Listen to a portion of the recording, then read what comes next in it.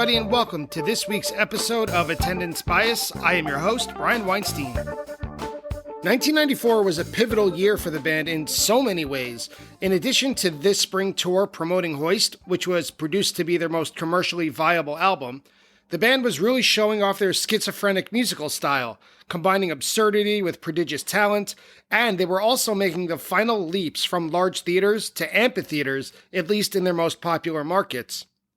Places like the Beacon Theater in New York would soon be replaced by Madison Square Garden, and this was also when New England was still their stomping grounds. By 1995, virtually all of New England would be left behind, except for the occasional stop. Today we are taking a ride on the Wayback Machine as guest Jay Wilson takes us to the University of New Hampshire College campus and tells us about his second show, April 11th, 1994 at Snively Arena. Today's conversation touches on virtually all of those aspects of 1994 Phish, but there's so much more to it than that. Let's join Jay to talk about New Year's Eve shows, Falling in a Hole, and jazz as we discuss Phish's show from April 11th, 1994 at Snively Arena. Jay, welcome to Attendance Bias. How are you? Good. How are you, Brian? I'm doing well, thanks. Super glad to have you on the show. Super excited to talk about the show that you picked because we've been doing a lot of more recent shows on Attendance Bias. Obviously, nothing wrong with that, but it is kind of a treat for me whenever we get to go a little bit farther back. And the show that you chose is April 11th, 1994 at what was then called Snively Arena on the campus of UNH, the University of New Hampshire in Durham. So before we get started with anything, let me ask, is this the same venue that the famous 5/8/93 show was played at?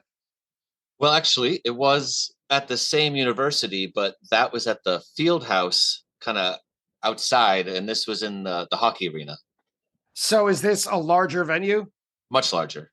Oh, yeah. Okay. And I think this is the third, and maybe they played there three times, but the first time was in a dorm, and the last time here was at the hockey arena. Yeah. Let me ask, are you one of the blessed ones who got to see them all three times they played? No, just this last one. All right, because I imagine anyone who got to see them in the dorms, that must have been quite an experience. I'm sure, yeah. That had to be when, like the late 80s or early 90s? Do you know offhand? I think it was 89, maybe. I'd have to check. All right, well, that'll be part of the fact check today. We'll check out Phish's show at UNH. Yeah. But before we get to it, though, I'm sorry, go ahead. That show at the field house was the first show that a lot of my friends in Billerica went to, and that's how the word spread into my town in Massachusetts.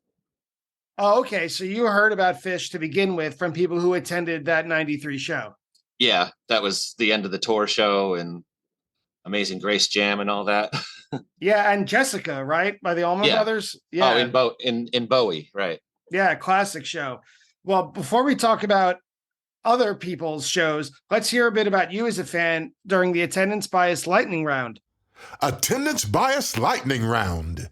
So, Jay, when was your first Phish show, and what do you remember from it? My first Phish show is just a couple months before at the New Year's Eve 93 in Worcester. And I was really lucky to get to go there with a bunch of friends, and I had no idea what I was in for. That's pretty big to go to your first show as a 3-set show. Is that the one that was, if you remember, was it broadcast over, I think it was BCN? Yes, it was. On New Year's Day, I got to be at home with my tape recorder. and that was the main thing that started my tape collection, was having this first generation 12/31/93. Got a lot of barter for back when we would trade tapes through the mail. Sure. And if you didn't know anything going in, do you have any particular memories from that first show? First thing that comes to mind is probably the midnight scuba descent. We found out later it wasn't the band, but all of a sudden the four bodies came from the top of the stage down into the aquarium. So that was very weird. I bet. And that was also pretty famously when Trey first unleashed, or I guess the whole band did, the Down with Disease jam before anyone knew that Down with Disease was actually a song, right? Right. It was just, they just launched into the solo out of Odd Long Song, right? Am I saying that right? I think it's Auld Lang Syne, but close enough. Everyone knows. Yeah, Auld Lang Syne, of course. Yeah, all of a sudden, that riff from Down with Disease, no one knew what it was at the time, but there it was in the video later.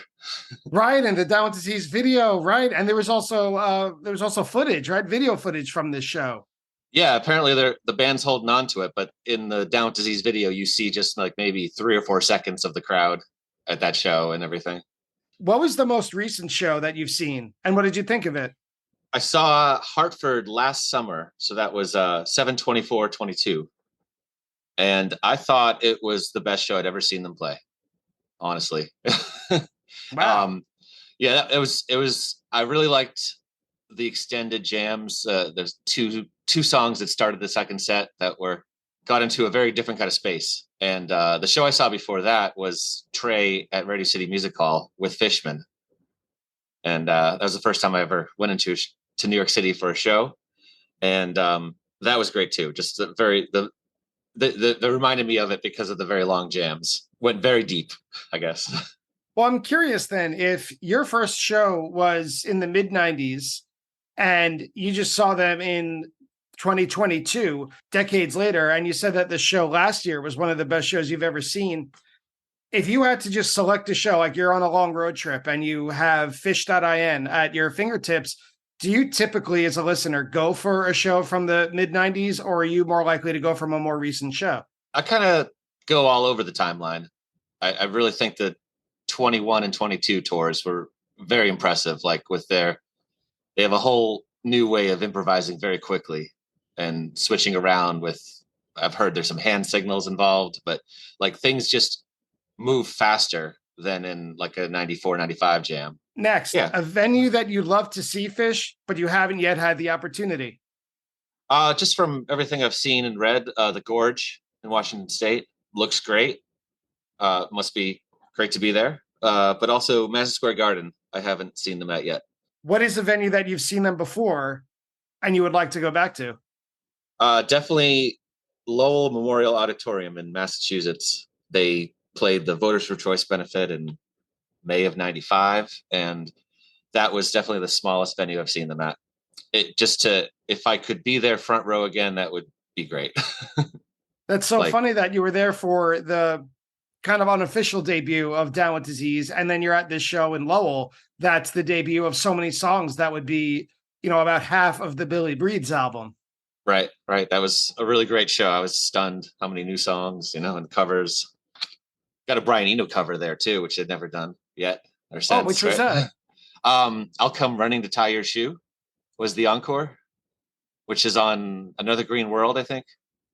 I'll have to re-listen to that show. That doesn't ring a bell. That's great. If you first got into them, your first show was New Year's Eve, 1993, and then you would love to go back in time to the Lowell Memorial Auditorium show. What was that year in between like? Were you absorbing everything? Were you instantly a fan after that first show, and then by the time the Lowell show came around, you were ready to go, or were you still kind of in between in your learning phase? I was fully in probably by summer of 94 and fall of 94. I guess the tape trading started in 94, but it was really kicked up in 95 or so. Just the curiosity of like, what else have they done? When especially I was able to get so many early tapes of 88 and before that, and a whole different feel, like some shows with more dogs than people in the audience. Yeah. It's always fun to listen to. What is your most controversial Fish opinion? I'm not sure it's controversial, but I just think they're the best American rock band of all time. And well, within the Fish community, it might not be controversial, put it that way. but really, I don't find anybody who agrees with that, really. But controversial, I would say it might be possible for them to have a top 10 hit this decade. I just imagine that happening sometime with a soundtrack or some new song that just hits TikTok in the right way. It would just be the most bizarre thing in the world to have, even like Waiting All Night show up as number one because it's in Stranger Things 4 or something. You know what? That is as weird as Fish is. That doesn't seem so far out of the realm of possibility. If they were going to have a hit, that's the way it would happen. Of all the songs you've seen live, do you have any that when they start it, you wouldn't miss it if your life depended on it? Like you've been waiting to go to the bathroom all set. You just finished your beer, you need a new one, but they start this song, you're not going anywhere. There's dozens of songs that are like my number one, but like the long time running is probably like Rogue or Theme from the Bottom, maybe.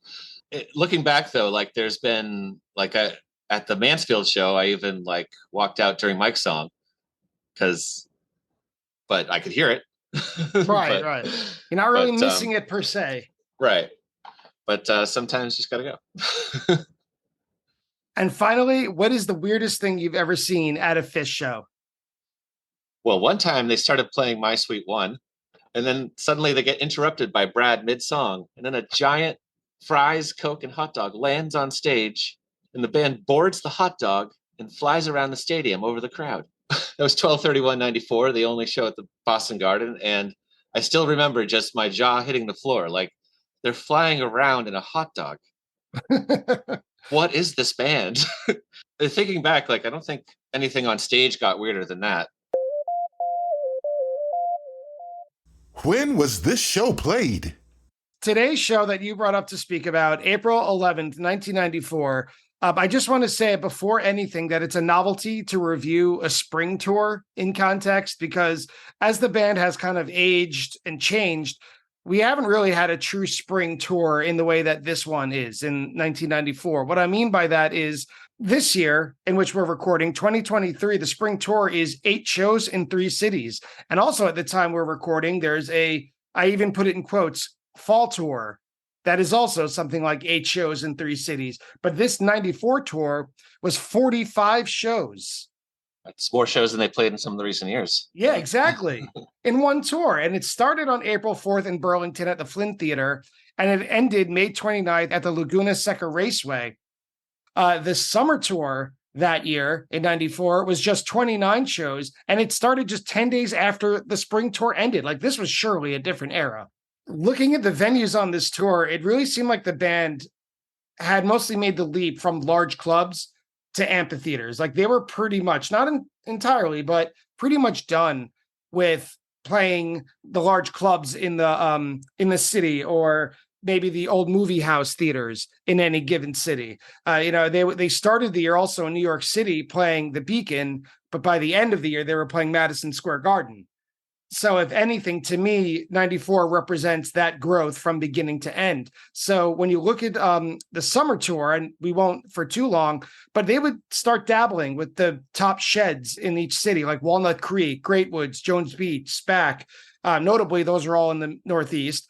But the venues on this tour mostly alternated between kind of large nightclubs where the band was less popular, like the Edge nightclub in Orlando, or the Bomb Factory famously in Dallas. So you could kind of tell they weren't as famous, because those venues were somewhere between 1,500 or at most 2,500 seat theaters. Or they would play the Warfield or San Francisco in New York City, but there would be a smattering of college campuses here and there. The night before this show, April 10th, they played my alma mater in Buffalo, the University of Buffalo, New York, and they played Alumni Arena, which is the big stadium, which is, I think, 10,000 people. If you had to guess, Snively Theater or Snively Arena, what would you guess is the capacity? I think it's around 4,500 or so. Okay, so it's a bit smaller. Yes, quite a bit smaller. Well, it seemed like, and I'd like to hear what you think, this seemed like the tour that was kind of the last chance to see Phish in what I would call at least a very small venue. Definitely was, yeah. Except for the one show in Lowell. It was, in this show was one of the last times they got to do a cappella with no microphones. And the Shushers had something to say about that, as we'll talk about. Right. And after this, they also didn't play very often north of Boston. That's right, yeah. But by the end of the year, they would be playing arenas along the 95 corridor, like I said earlier, culminating at MSG and Boston Garden. It seems like their popularity was gradual, but it looks like 1994 was the year that encapsulated their growth more than most others. Were you aware of any of this, or were you just kind of a noob picking things up as you went on? Total noob at the time. I think I had heard just 2 studio albums and really nothing else at the time. In terms of the music, they were also all over the place. They were kind of like schizophrenic. They were done with the speed rock and the jazz that helped define their sound in 92. 93, they started jamming a little more. And 1994, I think, is when they really started pushing the audience, like playing abstract, weird stuff to see we're going to push you, see how far you can take it, and you let us know if we should do it more or not. Like there are new tunes like Down with Disease, Julius, other songs off Hoist. And then toward the middle of the year or the end of the year in the fall, they had the tutelage of the Reverend Jeff Mosier. And you have a very different band than, say, 1992, where they're mixing bluegrass. What were you listening to around this time that you were able to have the ears for such a weird sounding band? Oh, geez. When I was 16, I was probably a big fan of 10,000 Maniacs, REM, getting into old Neil Young, just pretty much everything but the mainstream grunge rock at the time. Just totally didn't go for it, and was, I kind of grew up on the Beatles and got into Zappa shortly around the time of my first show or so. Well, a lot of that stuff, Beatles, obviously the band is hugely influenced by them. Neil Young, they were his backup band for a show right at the Bridge School benefit. So it sounded like you had the pedigree, basically, like to be a big Fish fan. Yep, I guess I was primed and ready. Well, who were you? I know you said you were 16 years old. Who were you and what was your life like in the spring of 94 that led you to this show? Going to 10th grade. Billerica, Massachusetts, just a half hour outside of Boston. Just hanging out with my friends. Didn't have a job until I was about 18. Just, typical. Yeah. You had friends who brought you into the New Year's Eve show. Was it the same group? I think it was mostly all the same people. Yeah. I could kind of trace Fish's entrance into my town from people who went to the UNH show in the spring of '93. There seemed to be a lot of people I talked to who were just amazed by that show. And so when Worcester came up, that was my first show. So yeah, in April of '94, that was pretty much the same, like 3 or 4 friends. But also I had convinced my parents to attend the show. You went with your parents?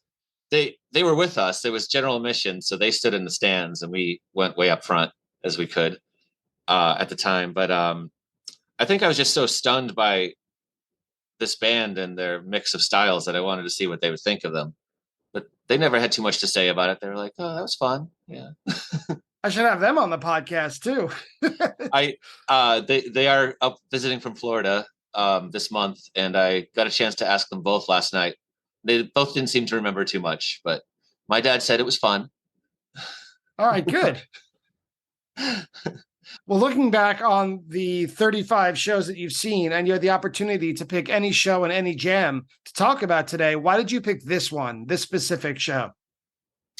It was such a surprise compared to the the New Year's Eve '93 show, because they started off with a Duke Ellington song, Caravan. I found out they had never opened a show with that before or since.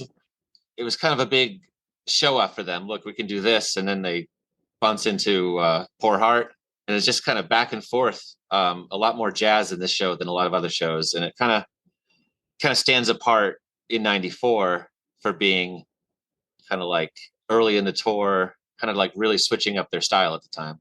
I guess I picked it because thinking back to that they could bring the crowd to a silence was just the most stunning thing at the time. Like, to hear everybody eventually go silent was just the loudest noise I'd ever heard. Set 1. So as you mentioned, set 1 opened with Caravan. It was, like you said, a Duke Ellington cover. Interestingly, it was played 43 times between 1990 and 1996. So to me, when I first started listening to the show, I'm thinking, oh, they probably only played it like 4 times. But it turns out I missed about half of a decade of listening. It was last played on December 29th, 96. Like, this is a rarity, though. Even though it was played 43 times, it was all within a certain segmented part of their career. But it's definitely a song that if they played it today, everyone would be asking each other, oh, what song is this? They would think it was a Goose cover.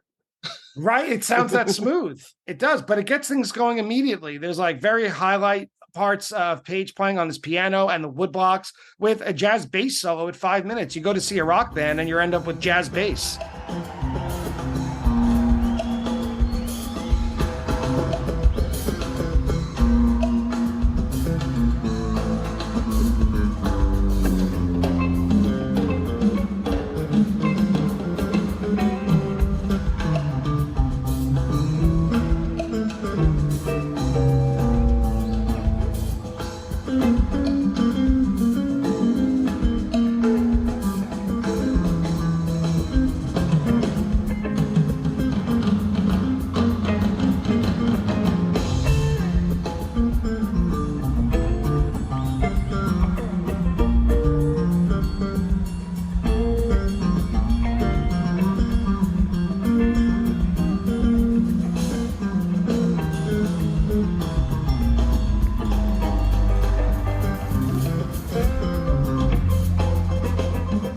Yeah, that was pretty stunning. Like, what are they doing? Yeah. Yeah, that's what I thought in a way. I knew ahead of time, but I still had that thought. And you mentioned this earlier, this kind of style whiplash, because after Caravan, after Duke Ellington, they play an original bluegrass song with like bop jazz straight to bluegrass. They're completely different, and yet they sound perfectly fine back to back. Right. It's very, very confusing for the audience, but they're just hitting everybody with ears, I guess. And had you been listening to a lot of live Fish at this point? Well, yeah, I had been listening to New Year's Eve '93 to death because I had the first. I had a fresh cup Right. because I was able to tape it from the radio the next day, so I had that to listen to. So that was a pretty wide range of 3 sets of showing what they're all about. But they still surprised me a lot this show. Yeah, almost 3 hours worth of music. That's not a bad start. It's a pretty good start. Yeah. Yeah. After Poor Heart, they play Foam. And my first thought was, is this 1991? Like the set list right away is very old school, even for 1994. And Page is playing the piano beautifully. His solo at 4 minutes is, I wrote precious was the word I used. And the jazz components during Foam, I thought stand out during this version. It's like they're in a very jazzy mood. I don't know if that's fair to say considering the whole show, but at least in the beginning of this first set, it feels that way. Yeah, definitely. Well, we should mention the night before Trey broke his ankle falling into a hole in Buffalo, New York. Is that right? Yeah, I've heard a lot of different versions of this story, and I'm really interested in that show because I went to UB. So my understanding is that there is like a hole or a gap somewhere backstage, and it was dark, and Trey didn't see it, so he stepped in and maybe tore a ligament or something like that. I don't know the full story; it's changed a few times, but yeah, my understanding is that he was kind of injured, and he was sitting down for this show, right? I think he was like kind of leaning on one leg. I don't remember him sitting a lot, but he was kind of just like standing on one leg leaning. But it was just a random thought that maybe that has something to do with the jazz because he's like leaning over to the side or sitting down or something, allowed for a different kind of playing or something like that. But thinking back, it was kind of really surprising that they didn't play in a hole. Yeah. Which was an oldie. Like I'm sure they were all done with it by then, but that would have been funny just to throw that in there. For years, I had like a Mandela effect sort of thing. I was convinced that they did play it on the 10th. And it's just that sort of thing where it just would have been so perfect if they did that I just sort of convinced that kind of melded into my brain as, oh, they definitely played it, but obviously they did not. Nope, they haven't played that since '89. Yeah. But during Foam, they played a silent jam or almost a silent jam. Did you know that they could do that or that had you ever heard anything like that before?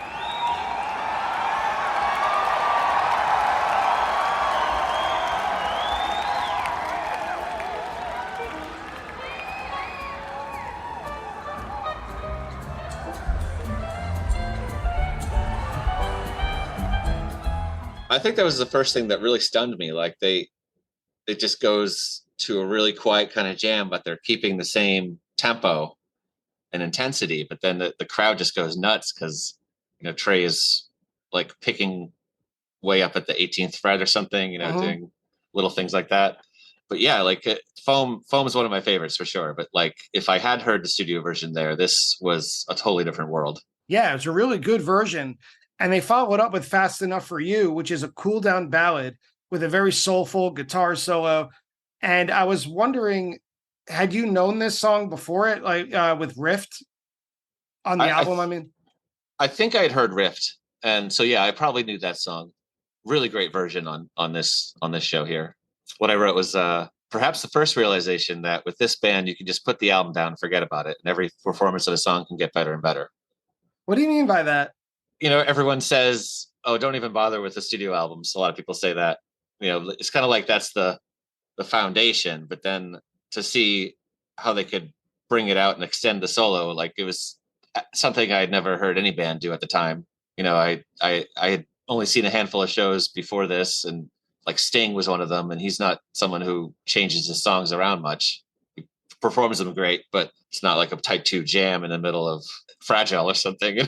Right. No, I understand. Like shows like that, big arena shows, even though Fish would soon become one of those bands, but a lot of these pop artists who we know, their shows, their live tours are so choreographed. They're so stuck in stone in a way where even the light show is set to the music that when you hear, like you said, Fast Enough for You is a song that's about 6 minutes in an average go, maybe 7, that the solo can change. There can be a difference in intensity, but you can use a version like this as your baseline version, even though the next time you see it, it might be a little bit different. Right. And they follow that up with, a real feather in your cap if you're a stat head, with Megillah, which is one of my favorites because I'm a huge fan of A Picture of Nectar, and I've never seen them play this live. It's like Caravan, in that kind of jazzy bop, fast-paced tempo. And Fishman is just on fire from the beginning and throughout. I'm just very impressed with this version. And I wonder if the enlargement of their venues is one of the main reasons that they don't play it anymore. Right. You can definitely tell how they changed their sound in 95 or so for big echoey venues and things like that. But yeah, this was very tight and jazzy. Just the whole style switch around every song this show.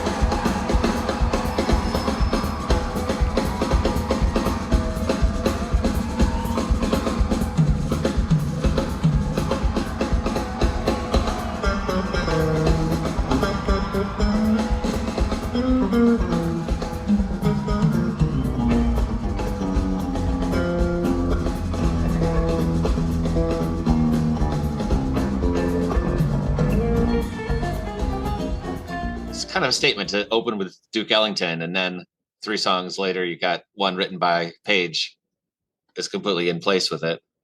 And it's incredible how talented they are. I know that we're 30 years or more than that listening to Fish. This is kind of our bread and butter, but when you listen to Megillah and they're really just at their jazziest, it's incredible to just say, imagine even one of these guys walked to an open mic night, or you walked into a bar and heard the drummer playing like this. Go, holy shit, who is this guy?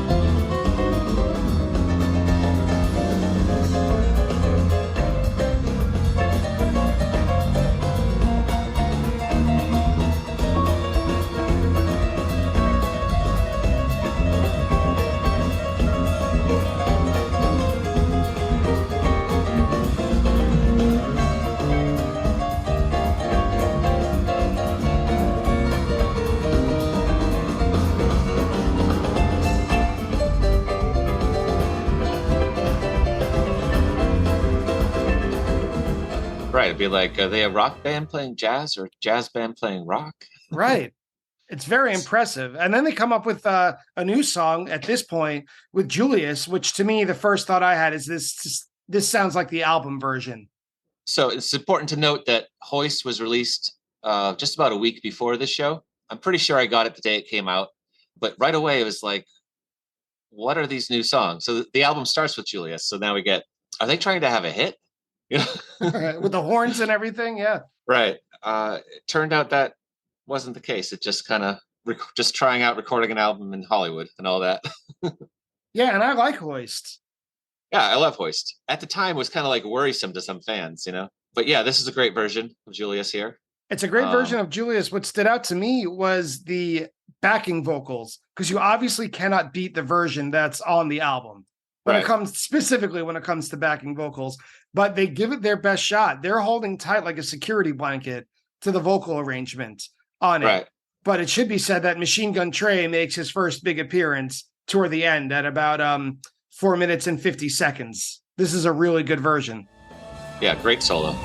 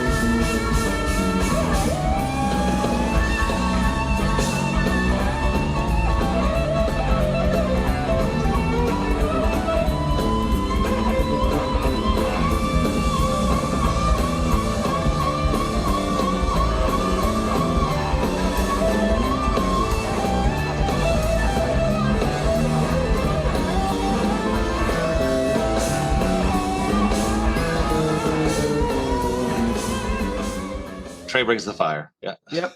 And about halfway through the set, or a little bit more, is my favorite song, automatic classic. If they play it, it's the best show ever. No matter what else happens, is Glide. So I was wondering, between Caravan, Foam, Megillah, and Glide, I wonder if the band is like deliberately challenging themselves instrumentally. I think they're just like showing off, like, you know, to all the different types of people who would just go because it was on a campus. They're like, look, we can do it all. Like, I wonder if that was part of it, because they were playing a lot of college campuses on this tour. Like, I know we keep referencing, or I do, the night before was at University at Buffalo, that I wonder if they were trying to reel in, no pun intended, these college campus fans, so that, you know, from being in college, if you see something amazing, the next time you have the opportunity, you want to bring 2 or 3 friends, right? And that had worked with them when they were in the early 90s, when they were playing the Main Street bars in any given college town. And then the next time they returned, they would play the smallest theater in town, and they would sell it out. So I wonder if they were kind of on a touring mechanism, trying to build up on a college campus. That's their audience, so that the next time they come to town, they could play the biggest room in town. right. That's a strategy that's been slowly working for them since, I guess, 84. Right. You know, like they're like on this show, they were in a dorm in 89, and then they're at the field house, and then they're at the hockey arena, you know, in the same university. Right. And then you could argue they outgrew New Hampshire. Definitely. Yeah. They've only played Manchester one time at the Verizon Arena, I think they still call it. Mm-hmm. But I don't see them going back there ever again, because it's right kind of downtown, bad parking situation, everything. Yeah. But yeah, I've lived in New Hampshire for almost 3 decades now, and there's been no place for them to play since Portsmouth Music Hall or something. They played a lot in the early 90s. I think that Verizon Amphitheater show was in 2010, right? I think it's October 26th. People love that show. After midnight, yeah. A lot of my friends went to that show, but I was 2 minutes down the road and couldn't afford it at the time. I should have walked down and tried to hear it, but well, that's the difference between 94 and 2010. Ticket prices is one of the many. For sure. Yeah. Yeah. And this show is $22 maybe, or 18. Yeah. Wow, yeah. A year later, they'd be charging like 25, which is fish inflation. I'll let someone else do it. Fish, fishflation. Fishflation. Well, there it is. It was floating between us. Yeah. Next up, though, they play, after Glide, that is, they play Divided Sky, which to me, this song reached some sort of peak in 1994. I don't know if that's actually true, or it's just me thinking that Halloween 94 is the greatest version of this song ever played. And this is a really fast tempo. It's not like the set was lagging at all, but I don't know. This still, to me, feels like a shot in the arm. Maybe it was just all the jazz that had been played. It was kind of jazz heavy, and Divided Sky is just straight up prog rock with a crazy guitar solo throughout, especially toward 12 minutes. I wrote down on my notes, is this the reason he has attendance bias? Oh, one of them for sure. Yeah.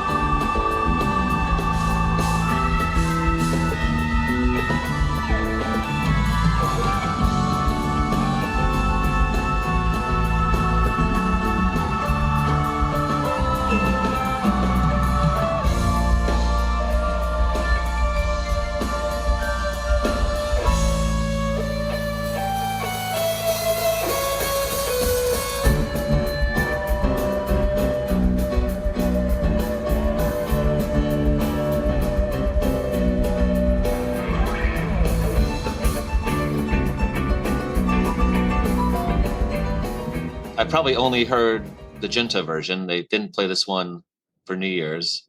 So just to see them play such a long composition flawlessly, like, yes, I guess it's the longest song of the set so far, right? I would guess, yeah. But yeah, that's one of Trey's best compositions for sure. Yeah, and I like that even though I just said they played so much jazz in the beginning, there's a lot of jazz in this song. And I don't necessarily mean stylistically, like toward the end, I wrote that there's amazing stuff at 12 minutes and 30 seconds, that there's variations on the main theme, and the band is still having a lot of fun with it. That's kind of one of the core tenets of jazz, as I understand it, right? That you can improvise and move around musically, but you kind of want to return to that main theme, or at least keep it as a motif somewhere in the music. And that's what they do with the end of this Divided Sky. I was very impressed with it. And then they close with Cavern, which is a typical well-earned closer. So do you remember at all where your head was at the end of this first set? It was probably thinking they're going to play another set. Yeah. Because, every other band, they'll give you 2 opening acts playing 20 to 40 minutes, and then 90 minutes would be the most you get from the main act. Well, I guess my first show being a 3-set show, I was ready, but I think I was just like stunned. Like 4 people made all that noise. Right. It's amazing. Yeah. I love talking to you about seeing how between your first and second show, how informed you are by that first show. And when I say informed, I don't just mean how much you learned about them, but like how it kind of set that template for you. Yeah, it's a pretty good template. That's a pretty legendary show there.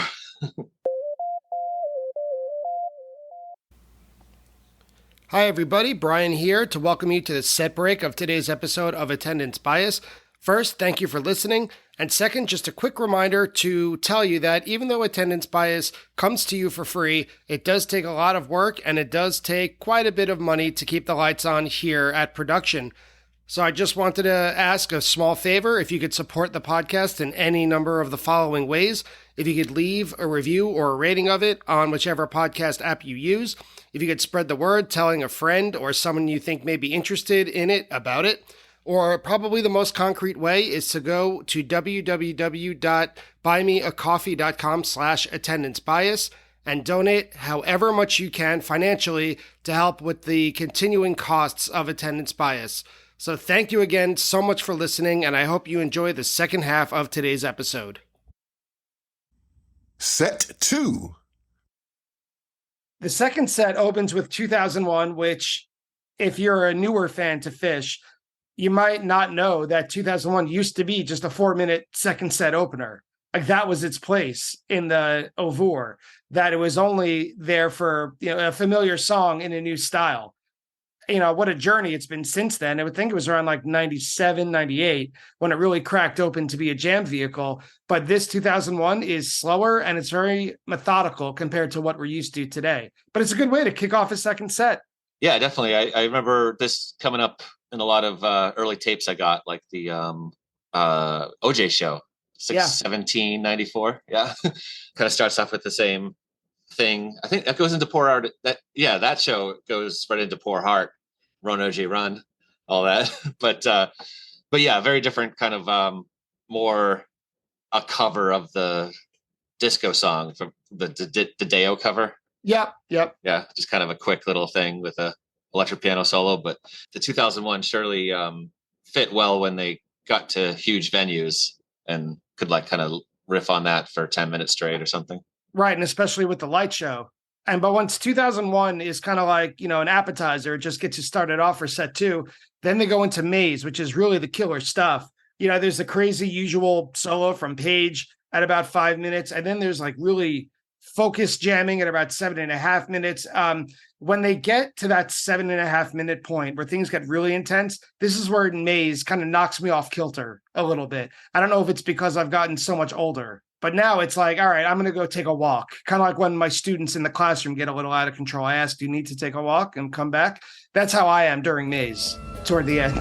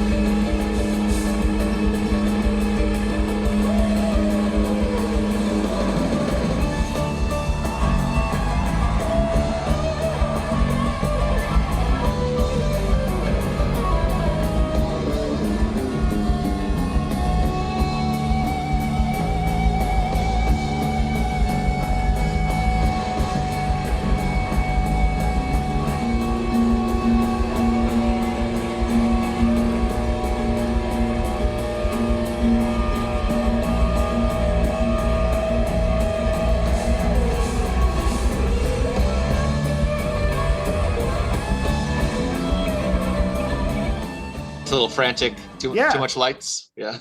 Yep. But yeah, this is from the perspective of this year. It's like they play it perfectly, like album version, but then it just gets more and more frantic and almost like falls apart. But Fishman really holds it together. Like, how can he play that precise and that fast? So that it's Crazy Maze goes kind of right into Corner Feldman's Descent. Yeah, and for me, I wrote, this with Glide makes it truly the best show ever, is what I would have said in the moment. Like, what else do you want? And Trey has this long, long monologue, right? These days, he kind of doesn't quite skip over it, but they're not nearly as intense as they used to be.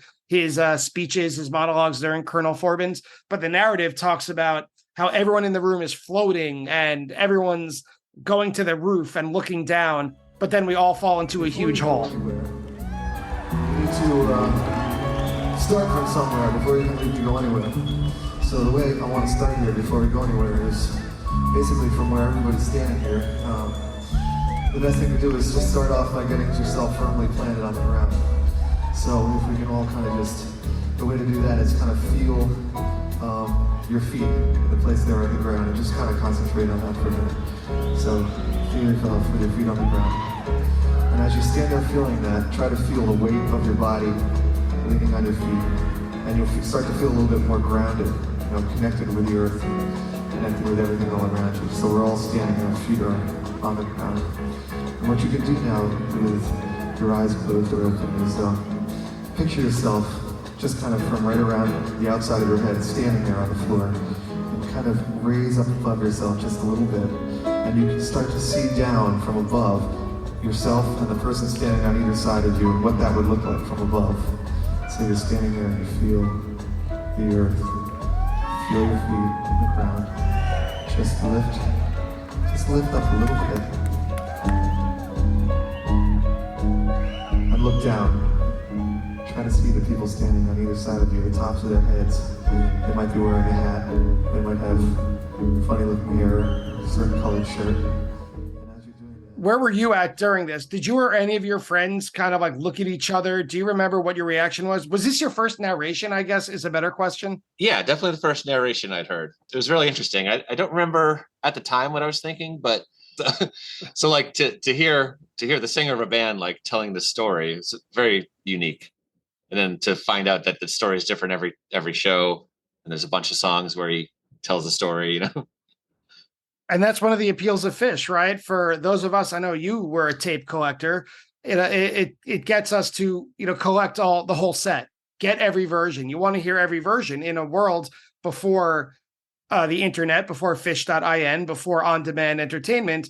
You would have to track down and find every version of Forbins, so that even it's different from reading the description, like I just tried to do, of the narration and actually hearing it from the source. And this is something that still is, but especially at the time, considered to be very special. Yeah, just so unique. And I can't say enough about how it's such a different world today. Like the instant access has pros and cons, of course. But like even today, like it still stuns me to use like cloud streaming music. You have every album ever recorded in an instant.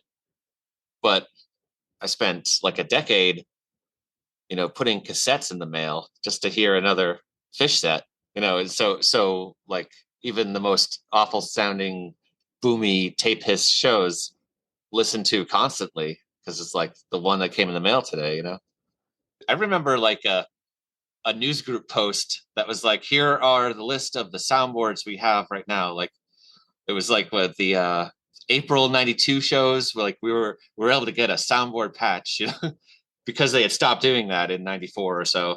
All those early shows in great quality just circulated so much because once they got to bigger venues, like it was hard to get a good audience capture. Yeah. Right. And right. So after Forbins is a pretty standard, which is to say flawless and beautiful, Fly Famous Mockingbird. And then Uncle Pen, which is funny that we consider it, or at least I do, kind of a break, after such a complex, involved pairing of Forbins Mockingbird. Uncle Pen is straightforward bluegrass, even though it's incredibly difficult from a musician standpoint to play. And then Sample in a Jar, which sounds almost literally like the album version. I think that Sample is one of the best album tracks that they've ever recorded. This is maybe the hit that got away, but right. They play it. If you want to hear a live version of the studio version, I would suggest this is it.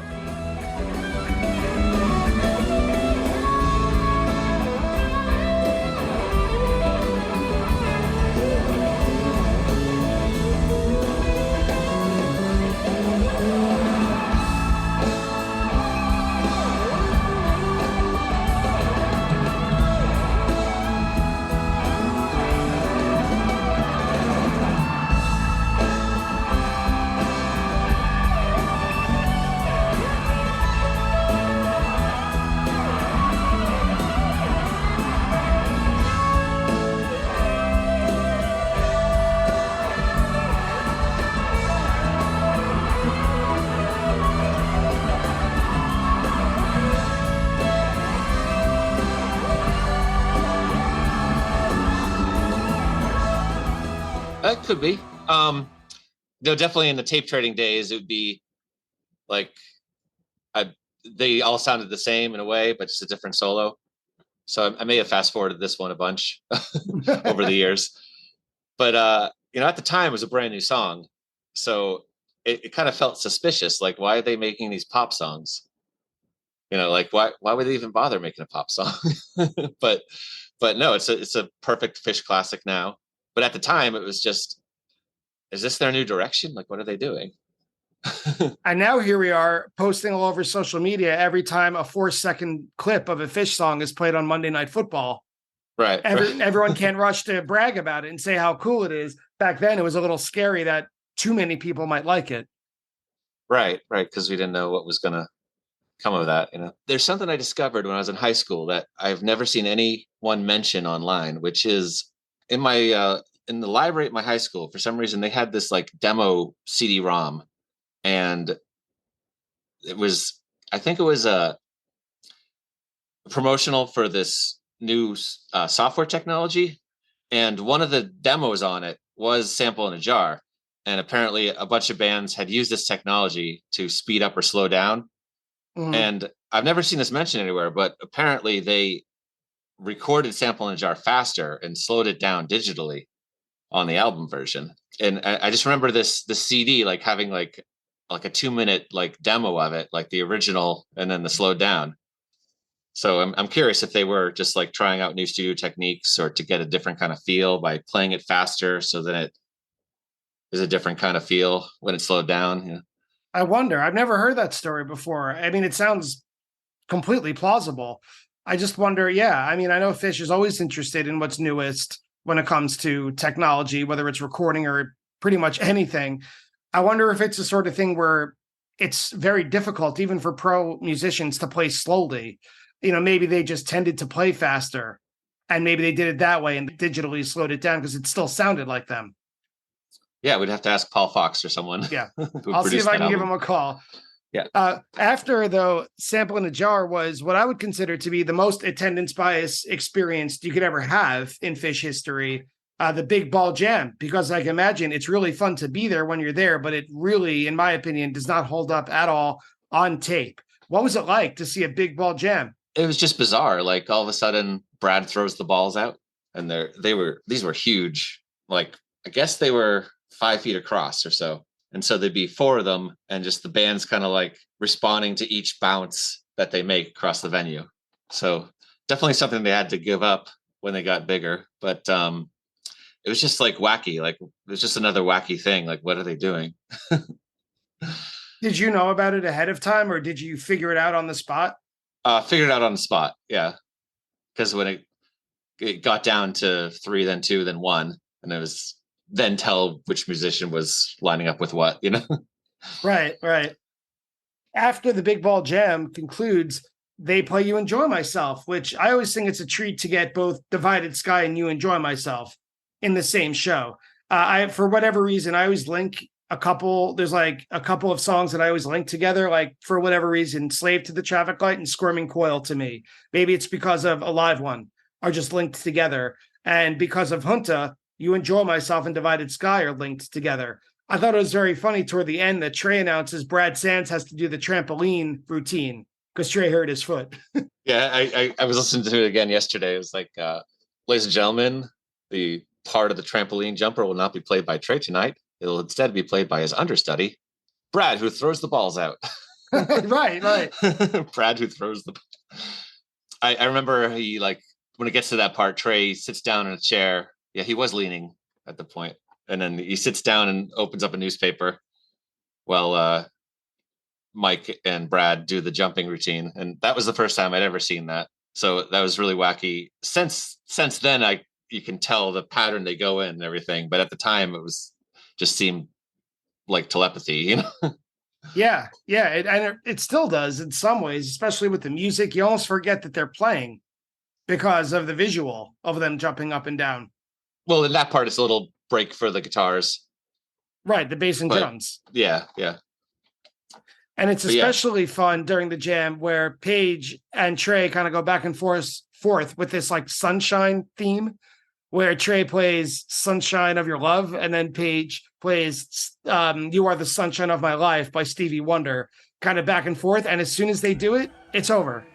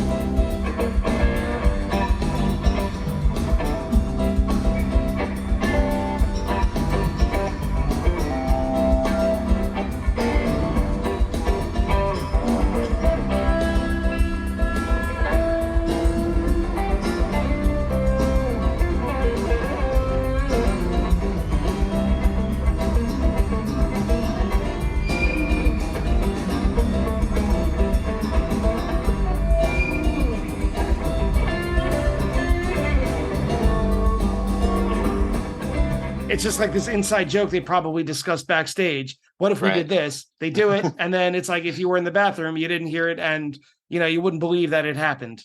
Yeah, it's just a very slight, like Trey plays the main riff from the Cream song, and then the electric piano intro Stevie Wonder song. Yeah, so just back and forth twice, and the crowd goes nuts, but then right back into the jam. I definitely remember that. Like, what? Yeah, it's really funny. It is a little confusing, but it is funny once you get it. Once you get the cheesy joke, kind of like the Boston Cream. Boston Cream, exactly. Same thing, different bands.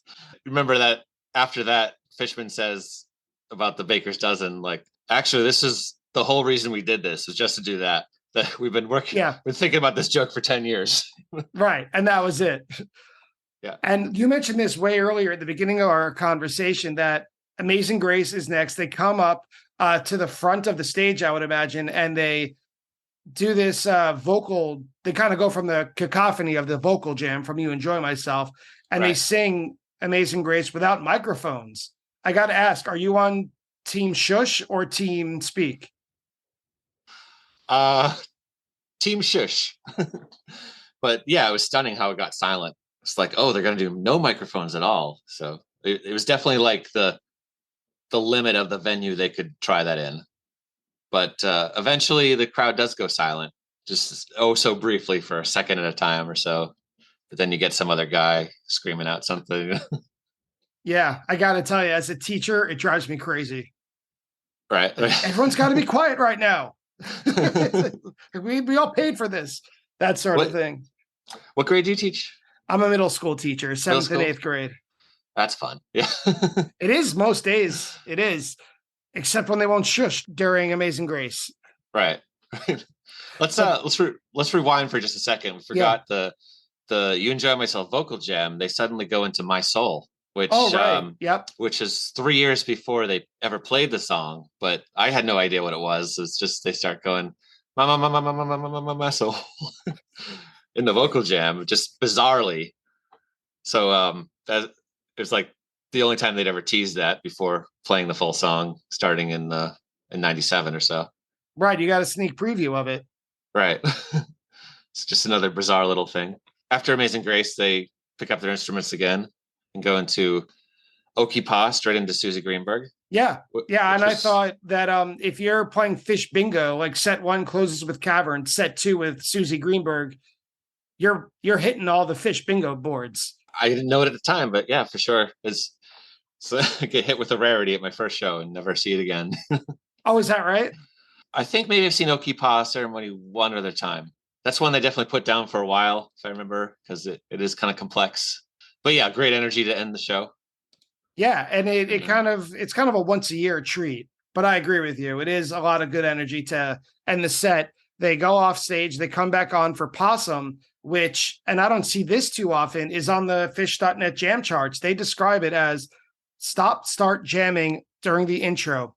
Cream's Sunshine of Your Love is teased during an intense jam. And I thought that phrase, intense jam, was exactly right. This is, as many times as you hear Possum and as repetitive as it is, this is still a standout version.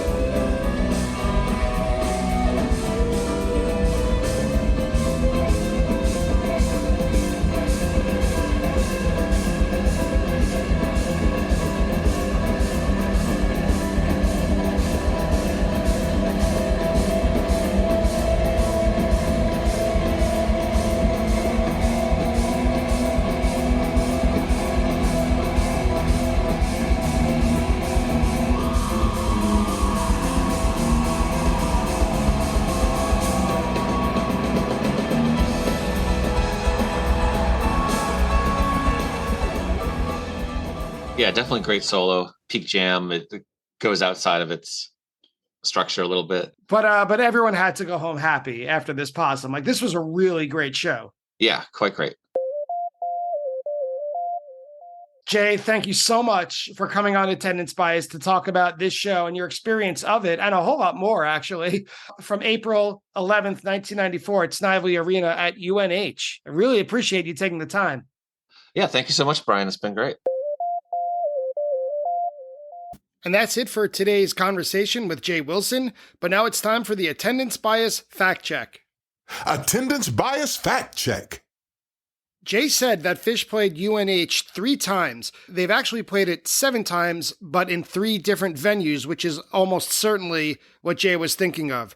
So they've played the UNH campus 7 times total to date. 2 dates, April 27th and November 2nd, 1989 at the Memorial Union Building, which is most likely the dorm that Jay was talking about, as when I look online, it's quite small. They played March 7th, 1990, October 4th, 1990, April 25th, 1991, May 8th, 1993 at the Fieldhouse, with that last one, 5/8/93, probably being the most famous. And of course, they played today's show, April 11th, 1994 at Snively Arena. The Lowell Auditorium show that Jay and I referred to several times took place on May 16th, 1995.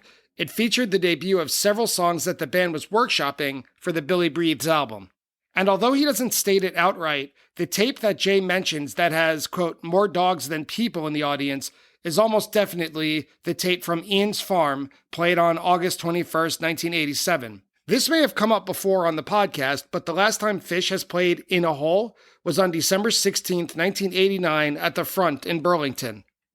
Jay mentions that Hoist was released just about a week before this show, and he is absolutely correct. The album was released on March 29th, 1994. When discussing the band's growth within New Hampshire, I suggested that it's possible the band has, quote, outgrown the state. For the record, the band has played the Granite State 40 times, the last time being October 26, 2010, a fan-favorite show. It was actually reviewed on this podcast with Donnie B. from the Female Centrics podcast. When talking about the recording of Sample in a Jar, Jay mentions asking Paul Fox a question about the recording process. Fox is the credited producer of Hoist, but unfortunately, he passed away on Christmas Day of 2022. So, of course, I would not be able to ask him that question, and of course, I did not know that when I mentioned that I would, quote, give him a call. But that's it for today's episode. I'd like to thank Jay Wilson for joining me today, Phish.net for their help with the fact check, and Phish.in for the outstanding recording used in today's episode. If you enjoy Attendance Bias, you could please support the show by leaving a rating and a review of it on your favorite podcast app. You could also go to www.buymeacoffee.com/attendancebias and donating anything you can. Thank you again so much for listening, and I'll see you next time on Attendance Bias.